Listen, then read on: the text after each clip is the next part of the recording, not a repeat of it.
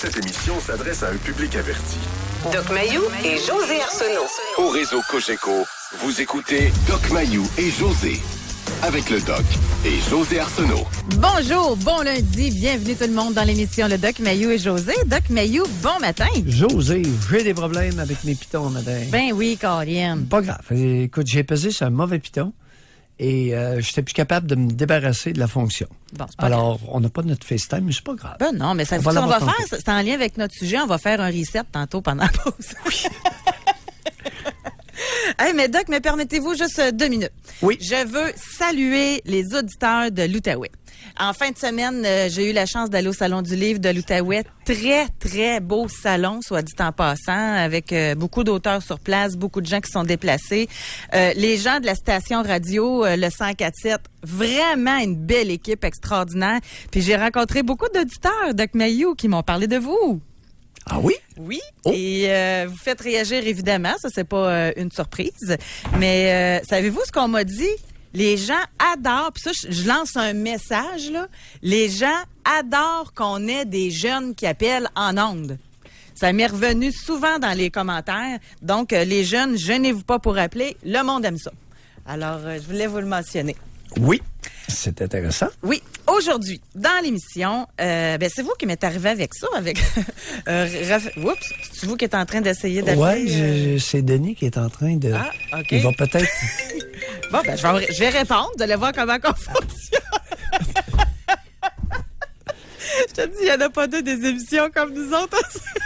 Aïe, aïe, aïe. Bonjour, Denis! Denis est parti avec la tablette. Est-ce qu'elle est correcte? Bon, moi, je vois Denis. Alors, je vois l'équipe maintenant de Trois-Rivières. Ah, c'est parce que j'ai parlé de l'Outaouais. Il voulait que je parle de la station de Trois-Rivières. Attendez, Oh, c'est guéri. Denis a résolu le Doc problème. Mayou! Je vous vois. Oui. Bon, OK, êtes-vous on content, va les voir. auditeurs, d'avoir assisté à ce moment dans l'émission. Et c'est de ma faute. là. Aïe, J'ai aïe. pesé sur un mauvais piton. C'est pas grave. Et est apparu le clavier au lieu de ton visage. Aïe, aïe, pas aïe, aïe. grave. Alors, continuons. Bon, Oui, alors l'Outaouais, vous, là, oui. non, on est revenu à Trois-Rivières. Parce que la semaine passée, pendant qu'on se parlait justement, vous m'avez dit, hey, là, il y a un sujet qu'il faut aborder. Raphaël est arrivé avec une étude. Et c'est vrai que ça fait réagir beaucoup. C'est que selon une étude britannique, en moyenne, là, les couples se disputent combien de fois par année, vous pensez? Là, je pose pas la question à vous parce que Oui, vous je connaissez sais. la Je réponse. connais la là. réponse. Mais essayez d'y réfléchir. Dans une année, là, il y a 365 jours dans une année. Fait que selon vous, 312. En moyenne. 312! En Angleterre. Mais là, quand ils chicanent pas, c'est pourquoi? C'est parce que ils sont en vacances. La madame est chez sa mère. Puis... Non, mais ça n'a pas de bon sens. 312 fois. Ils chicanent quasiment tous les jours, là. J'ai été vraiment surpris. J'ai toujours prétendu que la plupart des adultes qui vivaient en couple se démolissaient. J'ai toujours dit ça. Que c'était des derbies de démolition pour la plupart des personnes qui font vie commune. La majorité. Mais savez-vous qu'il y a plein de... Il y a un mot pour ça, là, mais... tu sais, des phrases qui sont dites, qui sont vides, là. Je sais pas comment... Tu sais, il y en a qui disent la chicane, c'est bon pour le couple. Tu sais, c'est... Des sophismes. Bon, c'est ça, je cherchais. C'est ça, exactement. Et là, il y a une émission à Télé-Québec. C'est une pilule, une petite granule, au mois de septembre 2008. Bon, vous allez dire, ça fait 10 ans, là. Mais quand même, ils ont posé une question sur leur site web. Une bonne chicane de couple est bon pour la santé. Vrai ou faux? Si c'était faux, je n'aurais pas parlé. Eux autres, ils disent vrai. Que d'après une étude parue dans le Journal of Family Communication, le taux de mortalité dans les ménages où l'on n'exprime pas sa colère est 2 fois plus important que dans les ménages où l'on se parle même fort. Le problème, c'est que c'est pas vrai, là. C'est à chaque... Moi, j'ai toujours prétendu qu'à chaque chicane, le sentiment amoureux diminue. Ben, je suis d'accord. Je répète, à chaque chicane, il y a une diminution graduelle du sentiment amoureux. Donc, éloignement des protagonistes des deux individus qui vivent ensemble. J'ai toujours dit ça. À 312 chicanes en moyenne par année, la plupart des individus qui font vie conjugale se démolissent. Un. Deuxièmement, as-tu vu en sous-titre l'étude aux États-Unis qui a été reprise? Et ils ont découvert que c'était le jeudi soir à 8 heures, à 20 heures, qu'il y avait le maximum de chicanes. Ben oui, mais le monsieur, il n'arrête pas de déranger la madame pendant ses programmes. Pourquoi le jeudi soir, José? Avais-tu pensé? Non, mais c'est ça, je me disais, jeudi soir, habituellement, il y a des programmes de télé. C'est... Non, c'est le soir de la paye aux États. Oh! Tu n'y avais pas pensé, celle-là? Non, mais pas en tout. Ben, je ne m'y étais pas arrêté nécessairement. Alors mais ça, bon c'est mon explication à moi. Pourquoi le maximum de chicanes le jeudi soir à 20 heures, le soir de la paye, et là, on se chicane pour l'argent? Puis en plus, l'argent, ça fait partie là, des thèmes récurrents dans les chicanes de couple. Là. Le gars a passé par le bar, puis il y a une partie de la paye qui a sauté. Il arrive à 8h, 8h30. Ouh, la madame n'est pas contente, là. Un.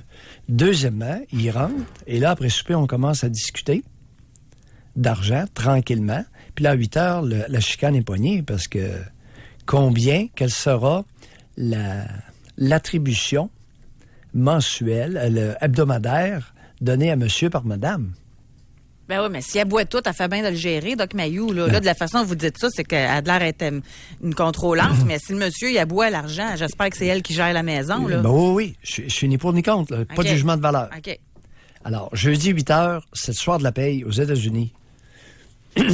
Et ça se chicane. J'aimerais ça qu'on définisse quelque chose, parce que je me suis fait poser la question ce matin en abordant le sujet dans l'émission du matin ici à Québec. C'est quoi une chicane? Là? Parce que pour qu'on parle de la même chose ce matin, parce que nous, ce matin, on va vous demander quels sont les impacts de la chicane conjugale sur vous. Là. Ça a quoi comme impact? Il y en a un impact, là. C'est évident. On ne pourra jamais définir la chicane. La chicane, c'est une querelle. Puis une querelle, c'est une engueulade. C'est une altercation. Ça se pogne. Non, mais je vais vous donner un exemple. Oui. Tu sais, d'ailleurs, en fin de semaine, alors, je me ça parle fort. Non, mais attends un peu. En fin de semaine, là, plein de monde me disait ça. On aime ça quand vous astinez, on aime ça quand... Oui. Bon, mais ça, c'est pas de la chicane. Pas du tout. Mais pour certains, ça en est. Non. Il y en a qui me disaient, j'aime ça quand tu te chicanes avec le doc. Mais ouais, mais je me chicane pas. C'est juste qu'on exprime des opinions différentes. Non, c'est s'obstiner, c'est pas une chicane. Bon, ça, c'est réglé. Un point de vue discordant, ne pas être d'accord, c'est pas une chicane. Une chicane implique nécessairement, on hausse le ton, on commence à se dire des bêtises, les propos injurieux, les insultes, et ensuite les coups. Mais oui. Okay. Une chicane, là, tout le monde sait qu'on va hausser le ton, on va s'engueuler, on va se dire des choses, on va se crier des bêtises, et on va s'insulter. Moi, je pense que tout se dit, mais à partir du moment... Avant de se donner des claques à gueule. À partir du moment où tu rends ça personnel, puis tu traites de nom, puis tu commences à dénigrer l'autre pour faire valoir ton point, là, il y a un problème. T'es une maudite tête de cochon, tu veux rien comprendre, puis... Faut toujours tailler le dernier mot. Puis t'es un maudit têtu, puis là, je m'amuse pas à mettre des sacs, parce que dans le Canada français, chez les Canadiens français, c'est des blasphèmes. Alors, on arrose, là, on accompagne le propos de plusieurs sacres. Alors, c'est ça une chicane. Ouais. Je pense qu'il n'y a pas grand monde qui ne sait pas ce qu'est une chicane, parce que à 312 fois par année, là, en moyenne, ou en Angleterre, je verrais pas pourquoi que ce serait beaucoup moins ici au Québec. Oui. On va aller à la pause, Doc. Alors, c'est le temps, mesdames, messieurs, de réserver votre appel, votre ligne téléphonique et de nous expliquer quels en sont les impacts sur vous de la chicane conjugale. Et en même temps, on voudrait savoir, vous chicanez combien de fois, là? C'est quoi votre moyenne? Oui. Ce serait le fun. Par semaine. On va y aller par semaine. Oui. Par année, c'est trop compliqué. Il faut multiplier par 52. C'est ça. Alors, puis, est-ce que ça vous inquiète ou vous trouvez ça juste normal? On a plein de choses à dire là-dessus, parce que quelqu'un qui a vu ses parents chicaner toute leur vie, lui, il trouve peut-être que c'est normal. Tu sais, ça fait partie d'une dynamique dans laquelle il a évolué, puis il se pose peut-être même pas de questions, là. Ben voyons, c'est normal, ça chicaner, chérie. Tu sais, on va discuter des différentes perceptions aussi en lien avec ça. Oh. Pour rejoindre l'équipe du FM 93, composez le 670-9330. Jusqu'à 11h, au réseau Cogeco. Doc Mayou. Doc Mayou et José. Et José Arsenault. Avec le Doc et José Arsenault. Chicane conjugale, quels en sont les impacts sur vous? On apprend, selon une étude britannique, en tout cas, que les Anglais, eux autres, ils se disputent 312 fois par année. C'est énorme. En moyenne. Alors donc, il y en a qui se disputent 100 fois et il y en a d'autres qui se disputent 500 fois. Bon, on a demandé combien de fois par année, mais si je chicane 5 fois dans la journée, ça compte pour une fois? Non, c'est 5 chicanes. OK. Non, je présume que c'est une à la fois. Je sais Là. pas comment ils ont fait pour compter ça. Tu marques une note à chaque fois Je sais que pas. tu chicanes. Je sais pas, on n'a pas les En détails. même temps, quelqu'un qui se chicane tous les jours, c'est facile de le calculer, là. Tu sais, c'est 365 fois. C'est probablement comme ça. Parce que c'est probablement à partir de combien de fois par semaine? Oui, c'est ça. T'sais. Ils ont fait la moyenne. Parce que la plupart des personnes vont dire la semaine dernière, on s'est, depuis 3 semaines, là, 4 fois, 3 fois, 4 fois qu'on s'est pogné solide. Puis on s'est crié après. Ouais. Et maintenant, il y a des conséquences. On parle d'impact. Est-ce que c'est en présence des enfants ou en l'absence des enfants? En présence des tout-petits ou en présence des grands? Alors, tout ça devient très intéressant dans les dynamiques familiales. Mais ce que j'ai dit tantôt avant d'aller à la pause, vous en pensez quoi? Tu sais, des parents là qui sont chicanés toute leur vie, qui font partie de ces statistiques-là. Oui. Puis qui... un qui dénigre l'autre, puis l'autre qui chicane. Puis les enfants sont présents. Les enfants en viennent-tu à trouver ça pas normal, mais à trouver que c'est une dynamique, puis qu'ils reproduisent cette dynamique-là? On va dire les choses comme elles sont. À peu près tous les enfants de couples chicaniers ont normalisé la chicane. Pour eux, c'est normal. Et ils vont même aller jusqu'à défendre le bien fondé des chicanes. Une petite chicane, ça nous a rapprochés. Pardon? Par contre, il y a un pourcentage d'adultes qui, après une chicane, se tapent une de ces relations sexuelles passionnées et voluptueuses. Tu sais, j'ai de la misère à croire à ça, moi. Ben oui. Appelez-nous, chères auditrices. Si ça vous allume une bonne chicane, là, et que ça vous permet d'atteindre un orgasme beaucoup plus intense, ne vous gênez surtout pas, vous allez être bien accueillis en nombre. Ben, c'est sûr que vous êtes tout le temps bien accueillis. Oui. Mais je peux poser des questions. Vous ne serez pas jugé. Non, non, mais moi, mon hypothèse, c'est que dans un couple de dépendants affectifs, quand que la grosse chicane est là, puis l'autre a peur de perdre l'autre, elle va donner du sexe, elle n'aura jamais donné pour garder l'autre. Là. Non, elle va jouir. Et il y a des hommes qui, après une querelle avec leur compagne, ont une érection extrêmement forte d'une force qu'ils ont rarement. Alors, ça m'était rapporté, José, à maintes reprises. Mais est-ce que centaines de fois. Est-ce que ça vous a été rapporté que ça peut faire baisser la libido aussi? Bon. Ah, voilà. Ça, c'est pour un pourcentage qui n'est pas établi. OK? Puis c'est pas demain, la veille, d'établir le pourcentage d'hommes et de femmes qui vont avoir une relation sexuelle plus intense après une chicane. Cependant, on ne connaît pas l'impact chez les autres. Alors, ce que j'ai entendu aussi de nombreuses reprises, un des deux, après une chicane, s'éloigne, a moins de libido et va même jusqu'à perdre toute libido pour le partenaire après, pas 312, 4-5 chicanes. Non, mais Doc Mayou, le gars, celui qui est supposé t'aimer, te dénigre. Ben oui, ça va te tenter d'ouvrir les jambes. Il te dénigre, il te rabaisse. Puis là, après ça, toi, tu devrais avoir là, une excitation. Alors, la conséquence la plus fréquente, et ça aurait été... On y va par d'abord établir une donnée statistique qui est assommante. Chez les Anglais, 312 chicanes par année en moyenne dans leur étude. Bon. La prochaine étape des chercheurs va être quel en est l'impact sur votre santé, sur votre santé, parce que là, tout à l'heure, toi, là, t'as emmené une donnée auquel je ne crois pas du tout. Là, c'est de la fumisterie, ça, là. Laquelle, là? C'est pas vrai que l'histoire de 2008, les personnes qui se chicanent sont en meilleure santé. Non. Non. Non, ben OK, juste là-dessus. Puis on va aller au téléphone, là. On a tellement d'affaires à se dire, hein. On s'est pas vu ces 2 jours, là. Bon. Mais c'est parce que concernant la santé, qu'est-ce qui est le mieux? Je vais juste y aller rapidement là-dessus. Le sortir au fur et à mesure ou garder en dedans puis faire de l'anxiété, là. Bon. Tu sais, quand t'as à te chicaner, là, c'est sûr que dans l'idéal, ça serait comme notre prochain intervenant qui chicane jamais. Mais pour ceux qui chicanent, là, c'est quoi qui est le mieux? De le sortir au fur et à mesure ou bien de tu te fermes la boîte puis t'endures? Tu sais, c'est ça, je me dis. Les deux sont mauvais. Probablement que les études vont révéler que de le sortir au fur et à mesure, ne tolérer aucune frustration, est aussi pire que de ne jamais dire un mot sur l'état de santé. Oui. Parce que un va conduire à l'explosion. Un, c'est l'implosion. Oui. Puis l'autre, c'est l'explosion. Alors, que vous explosiez à tour de bras ou que vous implosiez totalement, vous allez nécessairement avoir un problème de santé. Vous ne pourrez pas être en bonne santé. Autrement dit, c'est une espèce d'équilibre. Et il y a moyen de s'entendre entre adultes intelligents et légèrement civilisés plutôt que de se chicaner, que de se crier après, de se crier des mettons, bêtises. t'as un mécontentement, là. Ben oui. Sans le crier, le dire. Voilà. Exprimer son désaccord. Ben c'est ça. Je ne suis pas d'accord avec ce que tu viens de dire. Je ne suis pas d'accord avec ce que tu fais. Mais ça, il y a Au plusieurs lieu de personnes dire- qui sont pas capables de l'accepter. Au lieu de dire, maudite cervelle d'oiseau, qu'est-ce que t'as encore fait?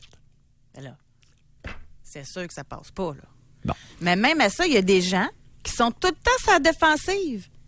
T'as beau juste dire que t'es en désaccord, ils le prennent personnel. Oui, oui, puis ça peut l'être personnel aussi, là. Je ne suis pas d'accord avec ce que tu viens de dire, je ne suis pas d'accord avec ce que tu fais de ta paye, parce que ça a des conséquences sur notre famille. Je n'aime pas que tu prennes le volant sous. Ça arrive, ça? Je ne veux plus embarquer avec toi lorsque tu auras pris de la boisson. Exact. Est-ce que il y a besoin de se chicaner là-dessus? Non. Non, mais l'autre va chicaner. Non, il va chicaner tout seul. Alors, une chicane, là, ça prend 2 protagonistes. C'est pas facile de chicaner quand l'autre dit pas un mot ou a simplement statué, affirmé son point de vue. Je ne monterai plus dans l'auto lorsque tu auras pris de la boisson. Il n'y a plus à moi à dire. J'ai dit ce que j'avais à dire. Doc, on va aller au téléphone, on va parler avec Jean-François de Gatineau. Bonjour, Jean-François. Salut Doc, salut José. Oui. Jean-François. Alors, j'ai 36 ans, ma conjointe a la même âge que moi.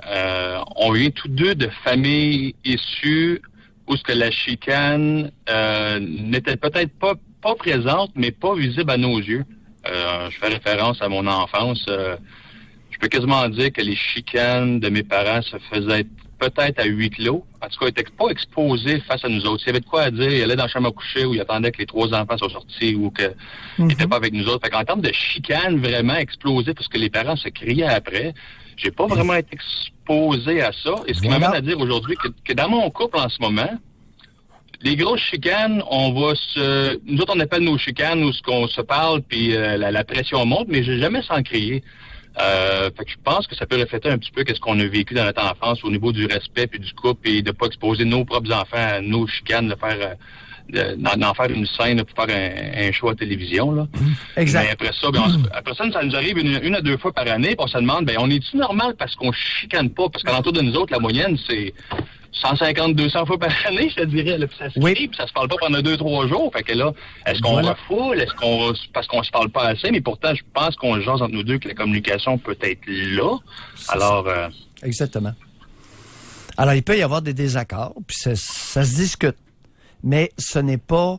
Écoutez, en Angleterre, l'échange respectueux ou un échange même corsé n'est pas l'apanage de la majorité. La majorité se chicane en Angleterre et probablement que vous êtes exceptionnel. Ouais, j'ai une question pour vous. Moi, j'ai plein d'hypothèses dans ma tête. Allez-y, José. Mais ça se peut-tu que vous soyez bien dans votre peau, les deux aussi, là?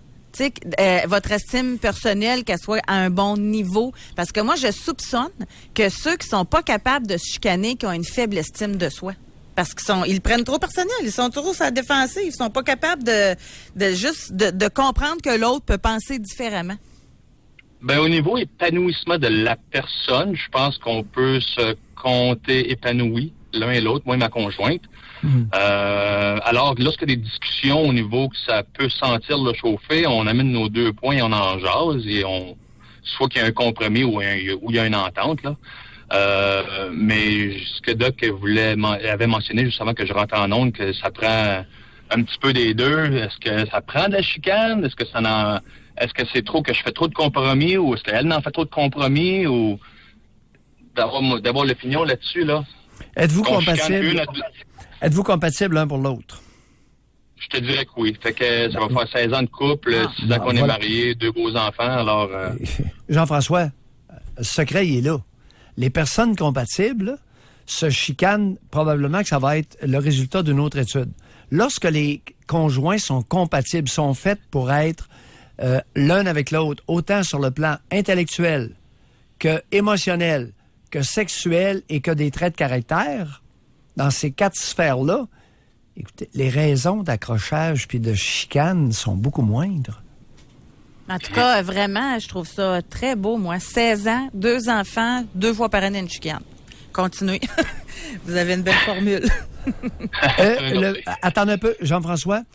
Lorsqu'il y a un désaccord, qui prend la décision finale? Je te dirais que madame prend la décision finale. Ben, c'est quelque chose de mutuel, mais comment je pourrais dire ça? Je peux dire profondément et humblement que j'ai des traits caractéristiques émotionnels de ma mère qui, pour quelques raisons, pas se pliait à mon père, mais lorsqu'il y avait une entente ou une discussion, ma mère elle disait, ben, sais-tu quoi, je vais y aller avec ton idée à toi ou peu importe, ou je sais pas si j'ai gardé ça du côté familial, de ce qui m'était transmis, mais je suis un gars qui est assez easy-going, est-ce qu'on peut se dire, puis c'est sûr que si l'idée fait pas mon affaire, là, je vais mettre mes pieds sur la table, mais la plupart du temps, si c'est une idée qui fait du sens, puis je pense qu'on est 2 êtres réfléchis, que je me suis dit, elle dit pas juste ça pour son plaisir ou son résultat final à elle ou son bien-être, alors je suis prête des fois à faire des compromis puis dire, ben oui, mais vas-y madame, puis on va y aller avec ça, puis les deux en ressortent gagnants quand même, là. OK, excellent. Merci beaucoup. Merci. Bye, Merci. Bye, bonne journée. Bye. À 2 fois par année, c'est pas tannant. Si c'était tous les semaines, Ouais, ça serait plus embêtant. Il y a toutes sortes de dynamiques, dont celle-là.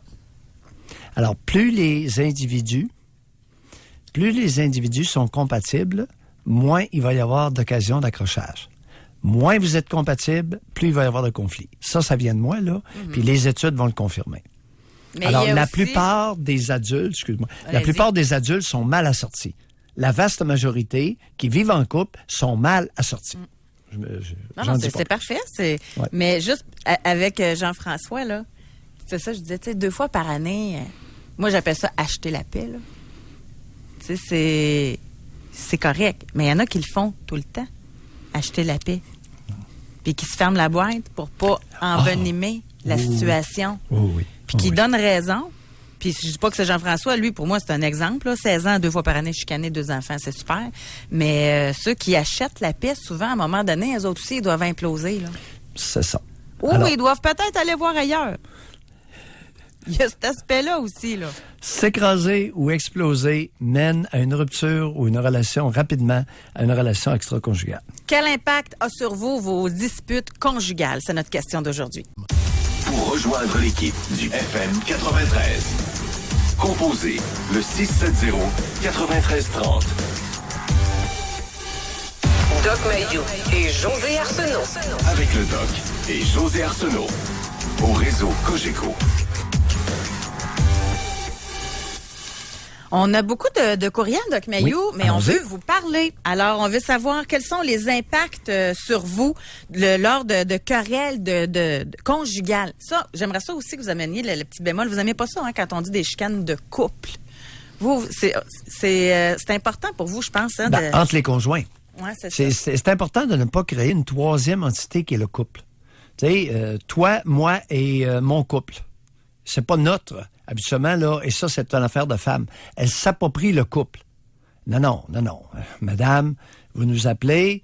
Alors, l'impact sur moi de nos chicanes conjugales. Puis, je parle pas de ceux qui se fréquentent, je parle de ceux qui vivent en... Ouais. J'utilise sciemment le mot conjugal. Conjugal veut dire être conjoint, faire vie commune. Là, les histoires de conjoints qui se fréquentent, là, non. C'est pas du tout la même dynamique. C'est ceux qui vivent le quotidien ensemble. C'est là que le chiard prend. Pas quand on se fréquente. Je vais lire un courriel qu'on a eu.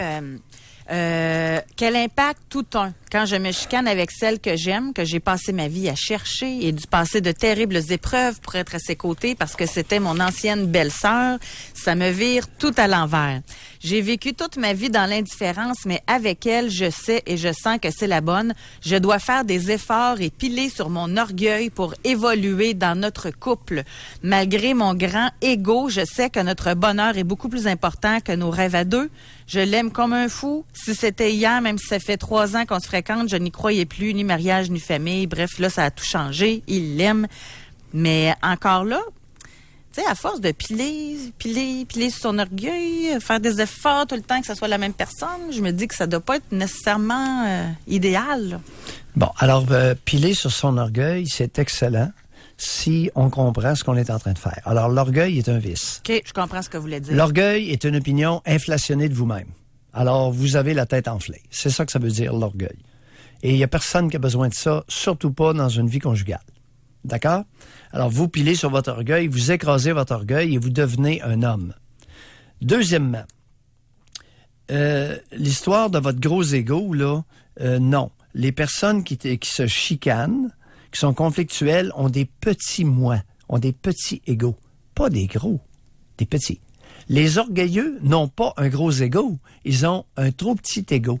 L'orgueil, c'est en réaction à un égo insuffisamment développé. Alors, si vous voulez que la relation se continue, vous avez faible avantage... estime de soi, ça peut être un synonyme, oui. là. Oui. Alors, en réaction à votre faible estime de vous-même, il se peut que vous vous présentiez comme une tête enflée, tu sais. Et oui, mais on s'en va où avec ça? Alors, réalisez ce que vous faites et d'où ça vient. En quel honneur que vous avez un petit moi, que votre moi n'est pas suffisamment développé, n'est pas développé au stade où il aurait pu se développer.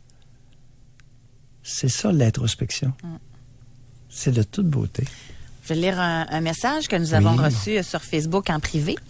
Elle dit, personnellement, moi, quand quelque chose cloche, j'ai tendance à tout garder en dedans de moi. J'ai vécu dans une famille où la chicane était présente à tous les jours, parfois même matin et soir. Oui. Mes parents m'ont toujours dit de garder mes frustrations pour moi car ça faisait du mal aux autres. Ça a entraîné de l'anxiété, une dépression et pour extérioriser le tout, je vois une psychologue et ça m'aide beaucoup. Oui. Fait qu'on peut voir que ça peut aller loin, là. Ah, définitivement. Alors, trop, c'est aussi pire que passer. Tout dire et tout garder, les deux extrêmes conduisent l'anxiété, la dépression, l'isolement, le rejet social, fin de la relation. Et souffrance, voire même des poussées suicidaires. C'est pas anodin, ce dont on parle, là.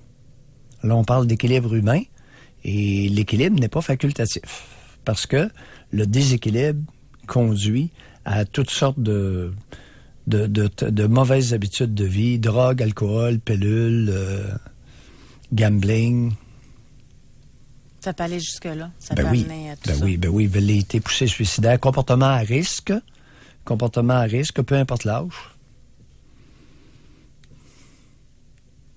S'enivrer, s'intoxiquer, toutes sortes d'histoires. On a une auditrice aussi qui vient nous écrire. Elle dit au début... attendez un petit peu, là. Je viens de répondre. OK. Au début de ma relation de couple, j'avais mis les cartes sur table sur ma situation. Je n'avais pas de permis de conduire. J'avais un suivi avec intervenant pour trouver un travail et un éventuel retour aux études. Ça m'a pris 1 an avant de me trouver un emploi, mais j'ai réussi. Je vais aussi à l'école pour finir mon DES. J'ai laissé mon conjoint m'aider financièrement pour mon permis de conduire et j'aurais jamais dû accepter. Nos chicanes sont de plus en plus fréquentes, toujours à cause de l'argent. Le fait que je l'ai laissé m'aider lui donne le droit, selon lui, de dire son mot et donner son opinion jusqu'à me dénigrer et me rabaisser. Je suis maintenant très méfiante quand il veut me rendre service, car je sais que ça va ressortir et que ça ne va pas assez vite à son goût, je me pose la question suivante, serait-il différent avec moi si j'avais l'emploi de rêve, le char, etc. Quand il s'est bien défoulé, que je lui ai dit ce qu'il me fait mal, il me répète toujours qu'il s'excuse, mais que c'est moi qui le fais chier. Quand je me sauve du criage et demande un stop, il me rejoint et continue, ça m'épuise et le lendemain à l'école, ça ne fonctionne pas. Alors, l'argent, madame, est un prétexte.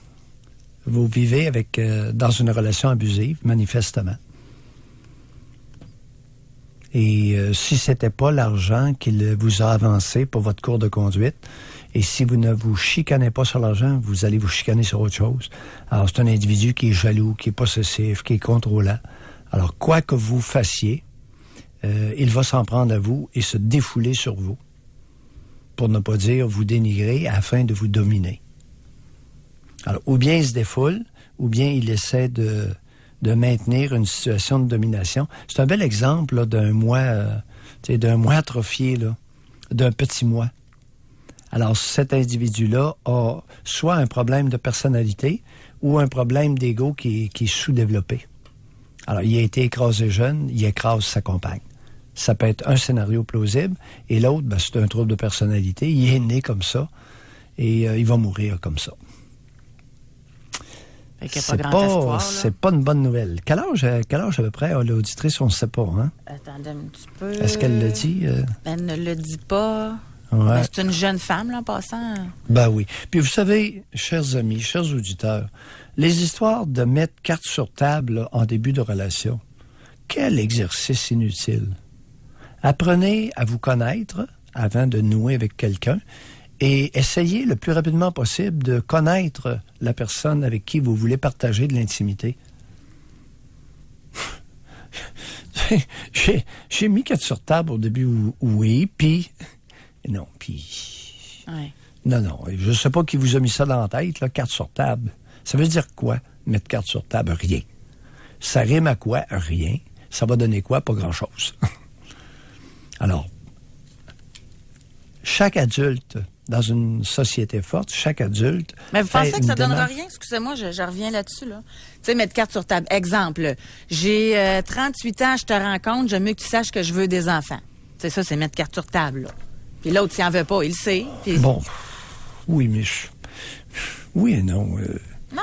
Écoute, l'autre, pour avoir accès aux organes génitaux de sa partenaire, peut mentir comme il respire. D'ailleurs, la plupart le font, allègrement. Puis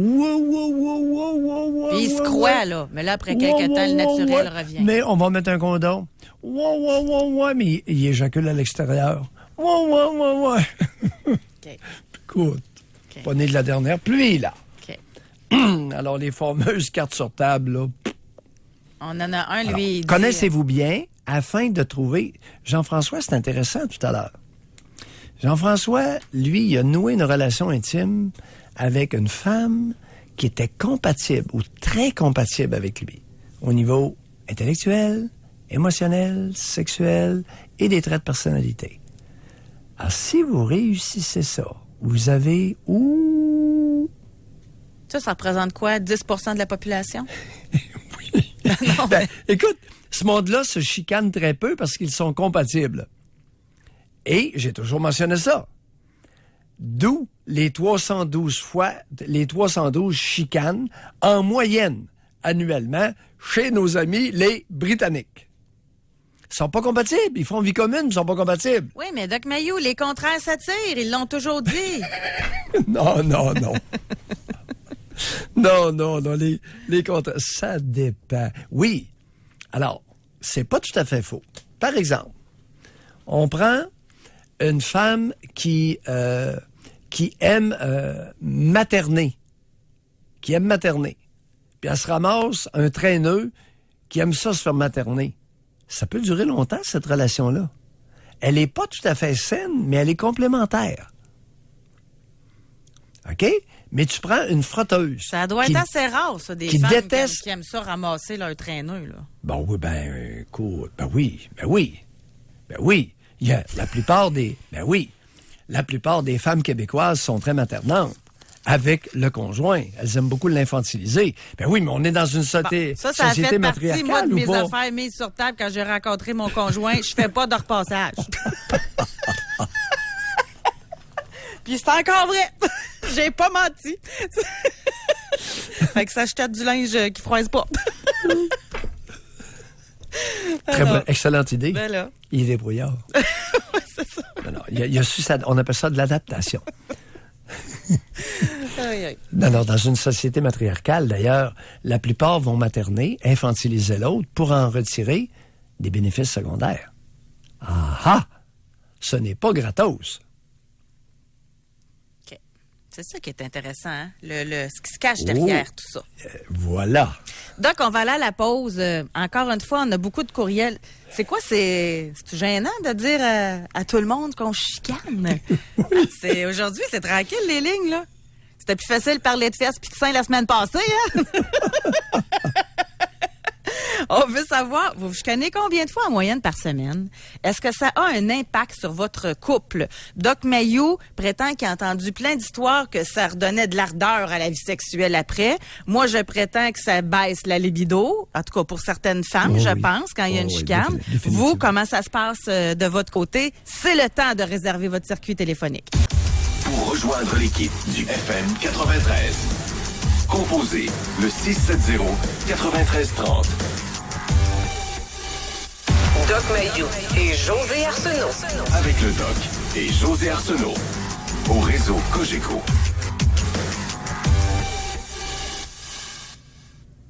Il y a différentes études autres qui sont sorties sur les chicanes, Doc. Allons-y. Parce que là, on veut vous parler, pas juste vous lire.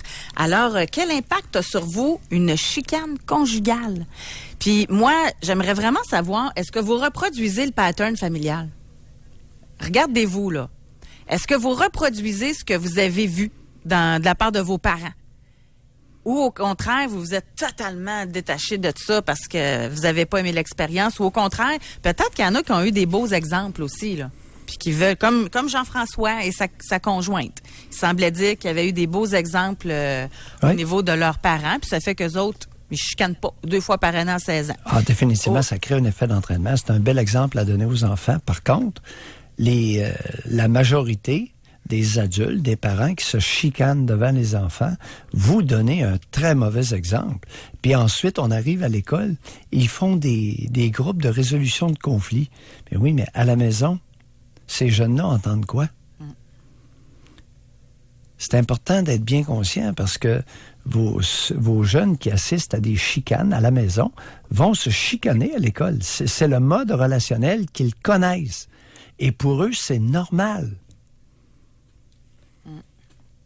Ou encore une fois, si vous avez vu un de vos parents tout le temps plié, êtes-vous porté à faire ça? Pour éviter la querelle. Alors, il y a un des deux qui peut plier tout le temps afin d'éviter une querelle évidente avec l'autre. Et là, c'est les deux sexes, là, les deux genres, là. Parce qu'il y a un gros pourcentage de femmes au Québec qui ne tolèrent pas le désaccord et qui vont s'emporter avec colère en criant lorsqu'elles sont contrecarrées. Et il y a beaucoup d'hommes qui ont appris, beaucoup de conjoints qui ont appris qu'on ne dit pas non à madame parce qu'elle va se fâcher. Et présence de jeunes enfants ou pas, elle n'en a que faire.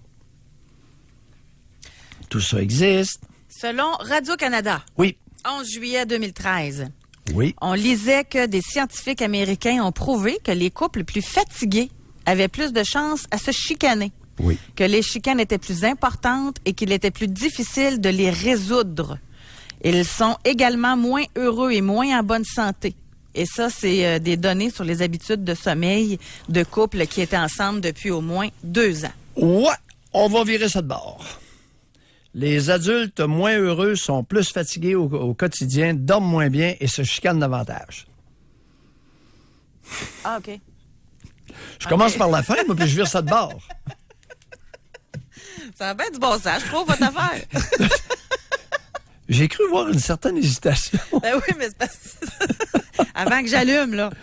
Alors, eux autres, les fatigués dorment moins bien, sont moins heureux puis chicanent plus. Non. On vire ça en envers. Les moins heureux sont plus fatigués, dorment moins bien et se chicanent davantage. Parce qu'ils sont pas compatibles. Ils sont moins heureux, pourquoi? Ils sont pas compatibles. Ils essaient de défier ou de défendre l'indéfendable. Si vous n'êtes pas compatible, qu'est-ce que vous faites là dans le même lit? C'est une question de temps avant que ça pète. Mais ça m'amène encore à la base. Là. Mais j'ai hâte de parler avec Véronique, là, fait que mon commentaire va être rapide. Comment ça se fait que nous, Québécois, ou même Anglais, là, la preuve, là, partout, oui. on a donc de la misère à trouver quelqu'un de compatible? Pourquoi que c'est difficile comme ça? Parce que... Question de mœurs, entre autres. Quel est le pourcentage de femmes qui ont épousé un homme qui ne les excite pas du tout sexuellement? Bon, c'est ça que j'allais dire. Quelle va être la conséquence au quotidien? On se fait aveugler par la beauté, par l'argent, au lieu des traits communs, compatibles. Ben, écoute, lorsque je reçois dans mon bureau mais quelqu'un... Trouver l'autre beau, c'est important. Pardon? Trouver l'autre beau, c'est important. José, je trouve ça... Il n'y a pas beaucoup d'éléments qui me désarçonnent autant que d'entendre une femme qui me raconte spontanément que ça fait 20 ans qu'elle vit avec un homme, elle l'a marié et ne le trouvait pas attrayant sexuellement. Ben, c'est comme la madame qui nous a écrit l'autre fois. José. Tout ce que vous n'avez jamais osé dire sur la grossesse, puis qui avait écrit pour dire qu'elle a eu 3 enfants, puis à chaque fois qu'elle était en grossesse, elle disait « Faut pas qu'elle ressemble à mon mari, faut pas qu'elle ressemble à mon mari », parce qu'elle trouvait laide. Ça laissait exactement la preuve, là. Mais... En tout cas. C'est épouvantable. Véronique, elle... Oui. Elle a quelque chose d'intéressant à nous dire, que j'ai de la misère à croire. Mais j'ai hâte de l'entendre. Elle nous appelle de Gatineau. Bonjour, Véronique. Allô? Oui, Véronique. Allez-y. Oui, je suis un peu mal à l'aise, là, mais vu qu'il y a personne qui appelle, je pense que je vais me lancer. Allez-y. Mais moi, dans le fond, je me chicane là, justement avec mon conjoint depuis environ 2 ans. Puis depuis environ 3-4 mois, on se chicane assez souvent. J'ai des grosses disputes au moins 3 fois par semaine, là, que je pleure, puis c'est vraiment quand même assez intense. OK. Sinon, des ostinations puis des petites chicanes qui durent, mettons, 1 heure ou 2, là, ça, c'est à tous les jours. Puis au niveau sexuel, vas-y, José. Non, ben c'est ça, je voulais dire. Et quel effet ça a sur vous? Ben moi, sexuellement, je suis une personne très active, vraiment, même que je pense que c'était un problème avant. Mais je sais pas comment le dire. Je pense que j'ai toujours extérieur un peu ma colère ou mes émotions par le sexe. Puis ça, j'ai découvert ça en écoutant plein de choses. Puis comme exemple, quand que j'étais stressée, je me masturbais, ou quand j'étais vraiment en colère, j'avais besoin comme de faire l'amour vraiment violemment. Puis ça c'est comme si la pression redescendait, puis après ça, je me sentais apaisée. Fait que mettons que j'ai vraiment une grosse dispute avec mon conjoint, puis là, on fera pas l'amour sur le coup, parce que là, j'ai vraiment pas envie, c'est touche-moi pas, puis s'il m'approche, ben, ça sera non. Mais le lendemain matin, parce que moi, je vais presque pas dormir de la nuit, parce que je vais avoir pensé à ça toute la nuit, puis le matin, ça peut être à 4-5 heures du matin, ça va me pogner, puis je vais y sauter dessus, je vais le stimuler pendant qu'il dort, puis je vais quasi le violer, là. Il va être consentant, mais je vais être cru, là, mais je vais quasi le violer, puis je vais le dardasser même. Je vais y faire l'amour violemment, là. Honnêtement, c'est ça que je fais, puis après, il est super heureux, puis moi aussi, puis ça règle le chien. Ouais. En quel honneur, depuis 3-4 mois, qu'est-ce qui se passe depuis 3-4 mois entre vous deux, là? 3-4 mois, je sais pas, c'est juste la routine, on se chicane plus, mais tu sais, il y a eu une grosse dispute depuis, mettons, 3 semaines. Oui. Puis depuis ça, cette dispute-là, après ça, là, c'est plus, je sais pas, là, ça l'a comme, c'est devenu un peu comme ça, là, mais ça m'affecte aussi dans d'autres façons, là, mais c'est vraiment... Véronique, qu'est-ce qui s'est passé il y a 3-4 mois? Ben, il est sorti avec des amis, il était censé aller souper, puis il est revenu à 5-6 heures du matin. Bon. Ouais. Ben, il a pris de la cocaïne. Oui, on continue. Il a omis de m'en parler. Oui. Je ne vais pas mentir, honnête, mais il n'était pas très heureux, donc il l'a seulement omis. Mais ça fait 3 ans, dans le fond, à peu près, que je ne le savais pas. Mais dans le fond, j'ai comme appris qu'il m'en prenait à l'occasion. Environ depuis que je sors avec lui, il en a pris à peu près 10 fois, puis je ne le savais pas. Il a omis de m'en parler à toutes les fois qu'il en a pris. Vous avez quel âge, Véronique? 26 ans. 26. Et lui a quel âge? 30. Il a 30 ans. Avez-vous des enfants avec ou... Non, puis j'en aurais pas. OK. Pourquoi? À force de vous écouter, j'ai pas le goût d'avoir des enfants, puis avec la mère que j'ai eue non plus. OK. Puis avec un conjoint qui prend de la cocaïne. On rajoute ça? Moi, j'ai toujours... Ouais, aussi, oui, et effectivement. Puis il prend aussi du pot à tous les jours, donc j'ai pas le goût d'avoir un père drogué. Puis, tu sais, à part le pot, je veux dire, c'est un conjoint... Véronique, vous m'avez devancé. J'allais vous le demander. Ouais, qu'est-ce qu'il y a de bon? C'est un poteux. C'est un poteux quotidien. Ouais. Mais moi, ce qui m'intéresse aussi... contre ça, mais Véronique, ce qui m'intéresse, parce que moi, je suis en train de suivre une série là, sur tout.tv, c'est Cheval Serpent. Là. Oui, je connais ça. Bon, la jeune femme là-dedans, elle est là. Ça en va consulter bientôt, là, parce que elle aime ça se faire...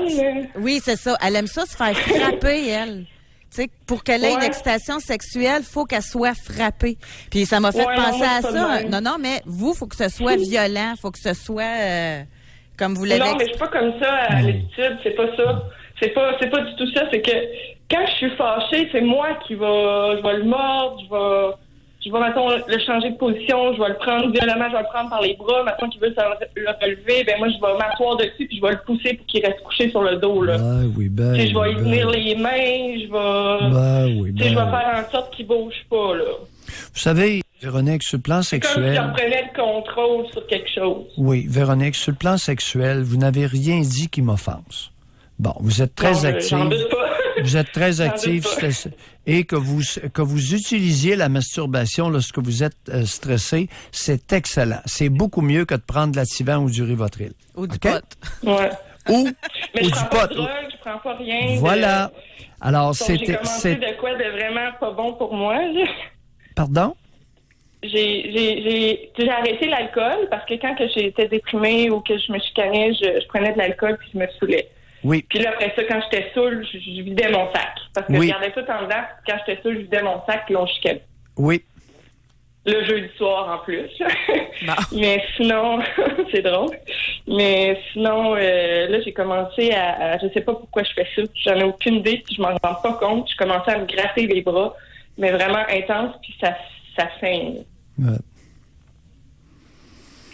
J'angoisse, là, parce qu'il y a une histoire avec une autre fille à travers ça, puis ça m'angoisse vraiment. Bon, on va la poser, la question, là. C'est quoi ses qualités, là? Qu'est-ce qui fait que vous êtes encore avec?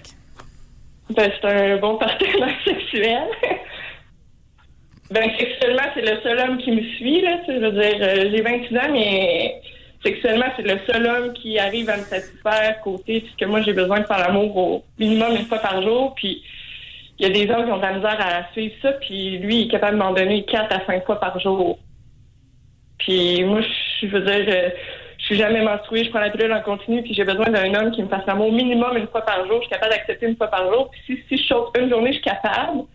Mais tu sais, la journée que tu vas avoir sauté, le lendemain, ça va être 2 ou 3 fois, là. Parce que tu vas avoir sauté une journée ou 1 fois ou 2, là, minimum. Okay. Ouais. Fait que j'ai besoin de ça, je sais pas pourquoi, j'ai absolument besoin de ça. Non, mais regardez, Véronique, vous savez, la nature est ainsi faite. Vous avez une forte libido naturellement, dont vous avez hérité. Alors, c'est pas pourquoi vous avez une forte libido. Vous avez une forte libido, ça, c'est biologique. La capacité sexuelle, oui. Je sais pas si ça a un lien, j'aimerais ça vous en parler, mais quand j'étais plus jeune, je veux dire, j'étais pas comme ça du tout. J'ai toujours été très complexée de mon corps, puis j'avais, mettons, un chum, puis je veux dire, je faisais l'amour dans le noir avec ma brassière, toute l'équipe, puis pendant des années, j'ai fait ça, mettons, pendant 3 ans, j'ai eu 2 ou 3 copains, puis ils ont jamais vu mon corps. Oui. Puis après ça, je me suis fait violer par un homme plus vieux à 18 ans. Oui. Puis après ça, après mon viol, je sais pas qu'est-ce qui s'est passé. C'est comme si je voulais pas me souvenir de mon viol ou faire à croire que mon viol, c'est comme me mentir à moi-même. Je pense que c'est ça, ou d'être dans le déni. Fait que je me suis mis à compiler les conquêtes pour Véronique, oublier. parlez-nous des circonstances en survol du viol en question. Quel était l'homme? Quel lien avait-il avec vous? Qu'est-ce qui est arrivé dans cette histoire de viol-là? C'était un homme quand même de confiance. C'était plus une connaissance, mais c'était un homme un peu plus vieux, mais c'était le meilleur ami de mon chum à cette époque-là. Un autre chum que j'avais là, quand j'étais plus jeune. Oui. Puis c'était un de ses meilleurs amis. Puis j'étais justement, il venait de me laisser. J'étais dans une période c'était vraiment triste, tout ça. Puis lui, il était censé venir juste porter des vêtements chez moi que j'avais laissé chez mon ex-conjoint. Puis oui. Il en a comme profité pour s'essayer, puis moi, j'ai pas voulu. Puis je l'ai repoussé, puis je criais, puis j'ai tout fait là, pour pas que ça se passe, puis ça s'est passé, puis il m'a amené de force, puis ça s'est passé, puis j'ai tout fait pour... Puis à un moment donné, j'ai abandonné parce que là... Quel a été votre niveau d'excitation lors de cette agression-là? J'avoue. Aucune excitation sexuelle? Non. Qu'est-ce que ça a déclenché en vous? Je sais pas. Je me souviens que pendant là, la seule affaire que je me disais pendant, là, vu que c'était son ami, j'essayais de me convaincre que je me disais, au pire, là, dans le pire des cas, je me disais, je vais pouvoir dire que j'ai fait l'amour avec son ami. C'était comme la seule affaire que je me disais, mais dans le fond, j'aimais pas ça du tout. Puis c'est comme si je me disais, je vais pouvoir me servir de ça pour... c'est vraiment immature, vraiment à case, mais c'est comme... Je me souviens, c'est comme si j'étais sortie de mon corps, puis je regardais autour, puis j'essayais de pas être dans mon corps pour pouvoir pas vivre le moment. Puis j'essayais de pas le vivre, là, puis j'essayais juste de retirer comme le... Comment vous expliquez, avec ou sans alcool, Véronique? Zéro alcool? Zéro. Comment vous expliquez que le fait d'avoir dissocié, OK? Vous êtes sorti de votre corps. On appelle ça un... c'est un exemple, là. Je suis pas sortie, là, mais... Oui, mais je me souviens que... Oui. C'est pas sur on mon pénis qui pénétrait, là. T'sais. OK, on appelle ça un état dissociatif. Comment vous vous êtes expliqué à vous-même que cet événement-là, que cette agression-là vous aurait libéré sexuellement? Je sais pas. Parce que c'est ce que vous nous dites, là. Si j'ai bien compris, vous nous dites, j'ai été agressé par l'ami de mon ex-chum. Je sais pas si c'est ça qui m'a libéré, parce que après ça, j'ai été encore super gênée, puis ça a pris vraiment du temps, là. Ça fait même pas 2 ans là, que j'ai commencé à montrer mon corps à mes conjoints, là. Ça fait même pas... autrement dit, là, vous sembliez dire... Je compilais les conquêtes, mais je gardais toujours ma brassière, là. OK. Ou c'était dans des lumières, ou avec l'alcool. Puis... Bon, lorsque vous dites « je compilais les conquêtes », est-ce que le niveau d'excitation sexuelle était élevé ou bas? Ah non, c'était élevé. J'étais excitée. Puis j'étais une femme fontaine, fait que l'excitation était là. OK. Désolée, je suis c'est très particulier, l'évolution de la sexualité. Vous savez, bloquer la sexualité d'une femme va l'amener à des déblocages souvent qui ne sont pas évidents. Ouais. Mais l'important, c'est que vous soyez débloqué sur le plan sexuel. Et qu'est-ce que vous faites dans la vie? J'aime pas dire, mais travailleur autonome. OK. Véronique, merci beaucoup. C'est le temps qui fait en sorte qu'on est obligé de se quitter. Merci beaucoup d'avoir été avec nous. Merci, Véronique. C'est bon, mais merci à vous. Au revoir. On a pris vraiment beaucoup de retard, mais évidemment, c'était pas le temps de couper Véronique là, pendant qu'elle nous parlait. Ouais. On va aller à la pause immédiate. Pour rejoindre l'équipe du FM 93, composez le 670-9330. Doc Mayou et José. Avec Doc Mayou et José Arsenault. Au réseau Cogeco. On a envie donc des affaires, hein? Puis quand on écoute les auditeurs, ça nous fait réagir toujours. On parle des chicanes aujourd'hui.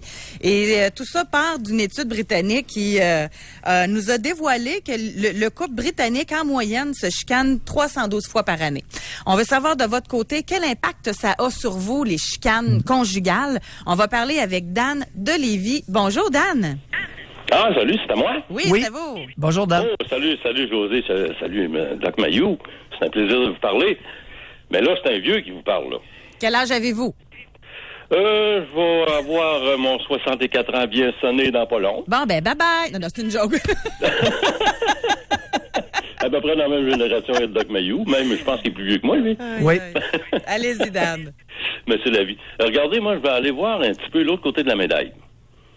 L'absence de chicane. Des fois, c'est pas mieux non plus. Hein? Même, c'est loin d'être mieux. Moi, j'ai vécu, j'ai été marié pendant une quinzaine d'années, pas loin. Puis, il n'y avait pas de chicane chez nous. Mais le jour au lendemain, il m'a emmené ma blonde, ma femme, mère de mes enfants, est partie. Salut. Puis là, tu tombes sur le cul, par exemple. Parce que quand tu peux au moins, je veux pas dire chicaner, mais dialoguer avec quelqu'un puis être capable de voir les choses venir, c'est facile de trouver des solutions. Non. Mais quand Non, c'est un raisonnement, c'est un sacré beau sophisme que vous venez de faire là. Le fait de chicaner permet de voir vivre les problèmes, de voir venir les problèmes. Voyons, Dan. J'ai dit en début d'émission que les deux extrêmes ne sont pas mieux. Alors, quelqu'un qui s'écrase tout le temps. Alors, votre blonde s'écrasait devant vous. Ça parlait jamais. Je me souviens pas de chicane, moi. Oui. C'est drôle, hein? Elle s'écrasait. En rétrospective, est-ce qu'elle s'écrasait devant vous? J'ai l'impression que oui. Bon. Pas juste devant moi, devant à peu près tout le monde. Bon, alors, vous m'avez vu venir, est-ce que c'était seulement devant vous parce qu'elle vous craignait ou si elle avait été domptée à s'écraser? Je sais pas. Je pense que, ouais, peut-être, là, je veux dire, dans sa famille, là, c'était pas elle qui était la plus... Qui l'avait domptée à s'écraser? Je sais pas. Peut-être. Ben voyons, vous avez vécu avec 15 ans, là. C'est évident, ça? Ouais. La façon Ouais, dont sais, ses parents lui parlaient, ça avait l'air de quoi? Ça avait pas de la forme. Je veux dire, c'était un petit groupe là qui avait 2, 3 personnes bien importantes dans cette famille-là, puis elle en faisait pas partie. Vous comprenez? Ben oui. Je veux dire, c'était pas le personnage principal de cette famille-là. Là. Est-ce qu'il est possible que ça faisait un peu votre affaire, le fait qu'elle s'écrasait devant vous? Non, je suis pas genre là, moi, je veux dire, je suis pas genre à rechercher quelqu'un qui va s'écraser devant moi. Quelqu'un qui va me dire qu'il fait beau quand il pleut, là, je veux dire, parce que j'ai décidé qu'il faisait beau, c'est pas tout à fait mon style, là. Qui prenait les décisions finales à la maison? On les prenait ensemble, mais c'était toujours moi qui avait le dernier mot. C'était un peu... Très drôle, très drôle. Si vous avez bien remarqué, José et moi rions. Ouais, ben vous allez rire, là. Je vais vous conter un exemple, mettons, là. On est à l'épicerie, puis on regarde des canettes de petits pois quand on fait l'épicerie, puis tu le quittes, là, puis elle est là, puis elle regarde toutes les canettes une après l'autre. Moi, j'en prends une. Je dis, bon, ça le comprend. Bon, c'est assez. On n'y est pas, là. C'était comme ça, un peu, là. Ouais. Mais dans ce temps-là, j'étais dans 20 ans. Fait qu'elle se sentait pas considérée, c'est ça? Ben, elle était considérée chez moi. Je veux dire, chez nous, là, on avait 24, 25 ans, puis on avait déjà une maison, puis non, deux Dan, enfants. Dan, ce que je veux dire, là, c'est que la relation de couple allait à votre rythme, à vous. Fallait qu'elle aille à votre rythme. Tu sais, je prends l'exemple de votre canne de petits pois. Vous n'acceptez pas son rythme plus lent. Elle, fallait qu'elle accepte votre rythme plus rapide, c'est ça? Oui, je pense que oui. Oh, oui. À votre contact, en 15 ans, est-ce que cette femme-là a pu grandir? J'ai pas l'impression, moi. Ouais. Elle a grandi côté mère d'enfant, mettons. À partir de... Moi, je l'ai connue à 19 ans, puis je veux dire, ça fait des années, mais je m'en souviens très bien. Puis le fait d'avoir ses 3 enfants, puis tout ça, c'était une personne différente, là, qui s'occupait très bien de ses enfants. Puis mais j'ai une petite question rapide, parce qu'on faut reprendre notre retard, là. Mais pour une femme qui s'écrasait comme ça vous a-tu surpris que ce soit elle qui vous quitte bing bang de même? Ah oui. Oui. Ben, tu restes bête, là. Es-tu parti pour un autre ou bien... Ouais, elle est partie pour un autre. Est-ce que, à votre connaissance, elle a plus évolué avec l'autre qu'avec vous? Non, elle a fait la même histoire, la même chose avec l'autre qu'avec d'autres. OK. Ça vous rassure? Quelques mois après, elle est partie avec l'ami de l'autre. OK, puis ça continue. En tout cas, regarde, je ne veux pas la critiquer, là, du tout. Là. OK, excellent. Merci bye, beaucoup, Dan. Merci. Bye. Hey, salut. Bye-bye. On retourne en pause, Doc Mayou, et on revient au retour avec Samuel. Pour rejoindre l'équipe du FM 93, composez le 670-9330.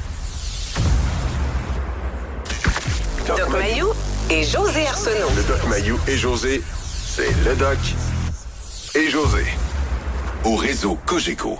Quel impact a sur vous les chicanes de couple? Ben, je dirais pas de couple, Doc Mayou, vous aimez pas ça, les chicanes conjugales. On va utiliser les bons mots. On va parler avec Samuel de Québec. Bonjour, Samuel. Bonjour, José, Doc Mayou. Samuel. Je vous dirais pour commencer que je ne suis pas de tempérament de chicane et de conflit. Mm-hmm. Mais j'ai eu souvent des interactions dans mes relations intimes par rapport à ce que, homme ou femme, là, je fais pas de différence entre les sexes, mais il y a beaucoup de chicanes dans les relations, dont les femmes que j'ai rencontrées, que j'ai fréquentées, ça venait, elles se chicanaient envers moi, mais moi je répondais pas dans leur, j'embarquais pas dans cette dynamique-là. Fait que je vous résume ça sur plusieurs relations, sur une dizaine de relations. Oui. Présentement, ça fait un an que je suis avec ma conjointe, puis on n'a jamais eu une chicane quelconque, zéro. Là. Oh, oui. Bon, je touche du bois, là, mais puis ça peut arriver, mais ça va être très rare parce qu'on a des compatibilités ou on a des goûts semblants, puis quand il arrive des frustrations, on se parle. C'est aussi simple que ça. Là. Oui. Mais je vous dis que c'est simple, mais en 40 ans, en tout cas, là, j'ai 45, là, mais depuis que je fréquente les femmes, même dans mon adolescence, c'était souvent soit jalousie, envie, plus tard, là, à cause que là, je suis en business, ça a été au niveau de l'argent. Oui. À cause on avait des grosses différences au niveau des revenus. Puis ça revenait souvent. Ou, en tout cas, ça revenait par rapport à ce que moi, je pouvais me payer des chars de l'année ou peu importe, ou des voyages. Puis elle, bon, moi, je la gâtais, mais à cause qu'on avait une différence de niveau de revenus, soit c'est une jalousie ou une envie, ou elle me le remettait sur le nez. Là. Ouais, on sait bien, toi, tu as de l'argent. Ben là. Il aurait fallu que vous payiez tout. C'est ça, il aurait fallu que vous payiez tout. Non, mais je payais tout en plus. C'est ça qui est le pire. Là. Ben là. Et des voyages à Hawaï et tout. Puis, elle se plaignait quand même, Samuel. Ben oui. Pardon? Elle se plaignait quand même. Ouais. Non, c'est un manque un manque de respect, oui. Mais c'était c'était comme si elles étaient tous dues à avoir parce que dans leurs anciennes relations, il y avait une dynamique de même. Oh oui. Il y avait soit des conjoints. Samuel, il y a beaucoup de femmes au Québec qui cherchent la chicane. Et elles vont en trouver, elles vont en générer, elles vont en engendrer. Alors, c'est très fréquent. Même quand il n'y en a pas, là, il n'y a aucun sujet, là, ils vont même là, j'ai vu ça à plusieurs reprises, ils vont l'inventer. Ouais. Ils vont inventer des situations, dont entre autres tout ce qu'il y a de jalousie.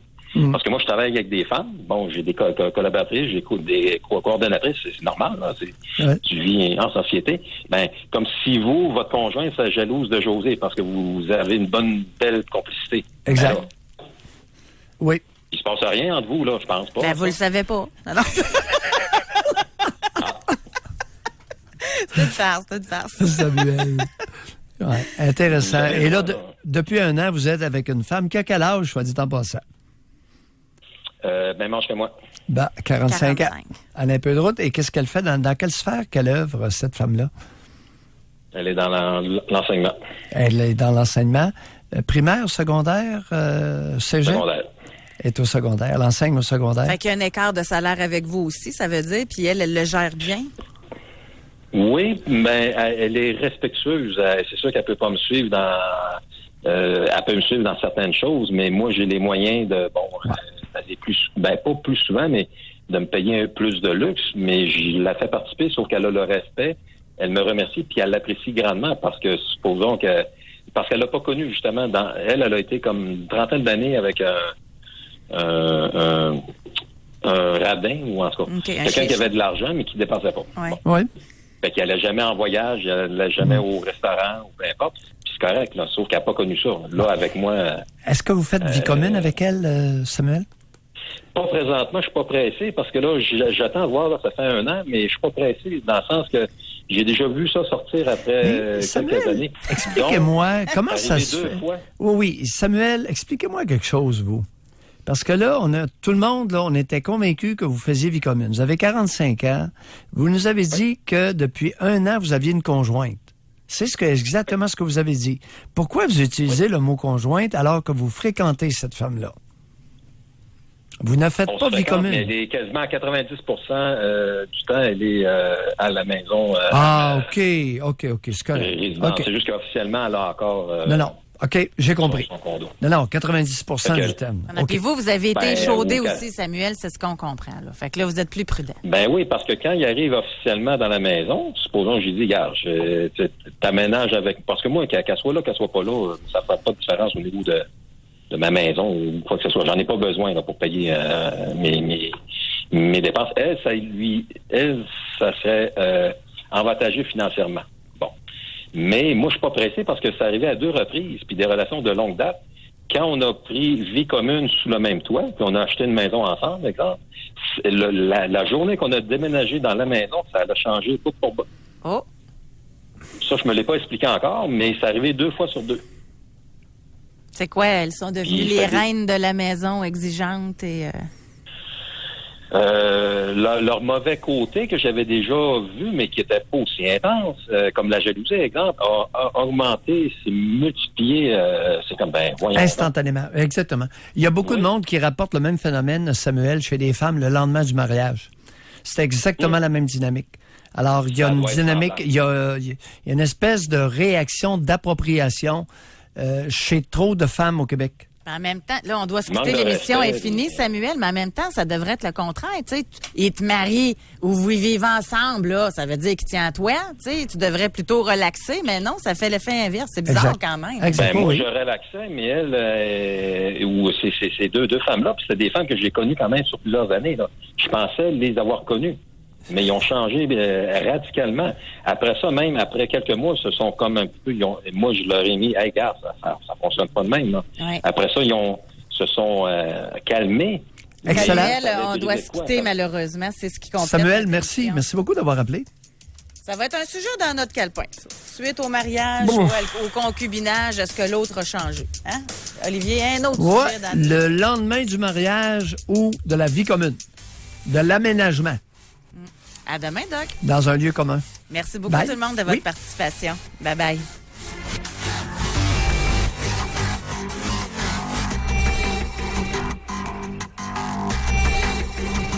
Doc Mayou et José. Soyez là demain, 9h30, pour une autre édition du Doc Mayou et José. Au réseau Cogeco. Doc Mayou et José, présentés par